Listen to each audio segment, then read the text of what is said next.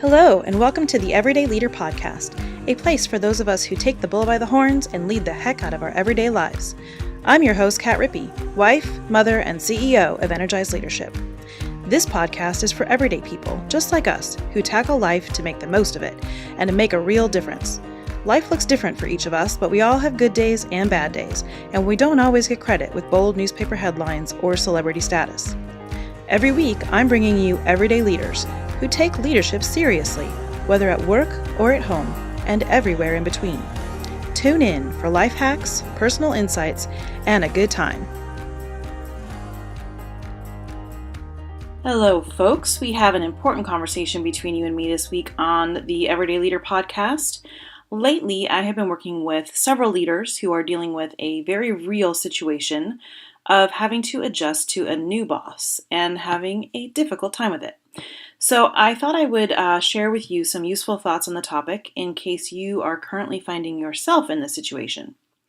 So let's paint the picture. Let's say you have the ultimate situation, right? You're in a job you love, you're great at what you do, you're recognized for your talents, there's a sense of value for what you bring to your position, as well as to the company. Your team likes you, your team is rocking, you've worked really hard to get here, you've made progress year over year. Are you perfect? No, but things have worked well and you felt really good about yourself and your career on the grand majority of days. So this is kind of a win. And then wham, you get a new boss. So seemingly overnight, everything has shifted. You feel like you're living under a magnifying glass. Everything you do is questioned. Maybe you're called out in meetings or undermined or circumvented completely. So talk to them, check in with them and see what's working for them. How did they get a decision pushed through, or how did they manage a situation that seemed to go really well for them? They probably have some nuggets there that you could observe or key into and kind of leverage for your own use. So that's a great area to check in. Or perhaps it's just much more subtle for you, but you have a feeling that things just aren't working, right? That sinking feeling. It's not what it used to be, and someone has in fact moved your cheese. So first, I want to really honor you. This is an extremely tough situation, and it just generally stinks all around. The struggle is real. And no, you're not probably imagining things. So even though I don't know your personal situation, this really is something that happens with frequency. But friends, I have to get real with you. I've worked with a lot of leaders through this situation, and it doesn't end well the majority of the time.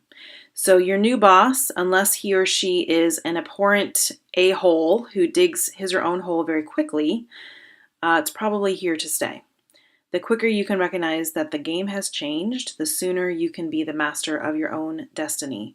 So when this new boss comes aboard, it's really up to you to figure out how to make it work, okay? You're in the driver's seat of this destiny. So I have a few tips for you. I just wanted to kind of go through a few of them, and these were all things that I've worked through these processes with people, and they've worked pretty well. If you're going to get on board and things are going to work well, you're going to have to go through some of this. Obviously, in a coaching situation, it's kind of a longer term process and there's a lot that goes to it, but I'll summarize as best I can. First of all, it's really important to be a seeker of understanding. So you really need to put on your investigator hat and try to figure out what matters most to this new boss. Ask questions about his or her preferences, their vision, their values, where are their personal interests, right? What matters to them? Why did they want the job? What were they hoping to see in 3 to 5 years? Hopefully, they had some goals there. They weren't just getting a job to check off the list. But you want to learn as much as you can about what's driving him or her and how you might connect to those things. Then you want to be really observant of their behaviors. So notice when there are things that seem to work really well versus things that don't work very well. If you notice that there are people that they really like or seem to be kind of in the right fold, watch them and study what those people do that seems to work. If those are people that you know and you can trust, talk to them, ask them, hey, what have you done that's worked well? Or how did you get that particular information or insight or decision or funding or whatever it is that they got? What is it that they did that seemed to work for them to get that? And then another thing that's really important is letting go of your own agenda. So you've been in the flow and things have been working really well for you for a while. And that can be really hard, is to just kind of abort the mission, so to speak, and let go a little bit, step back and recognize that this is the time to get on board with their agenda, give it a chance. So if you're bummed about who it was that got the position, or you're not on board with them theoretically, it's time to just kind of put that aside and give it a chance. So you're going to need to be patient, and you're going to also have to ask for the patience of your team members as you are adjusting to this new leadership, right?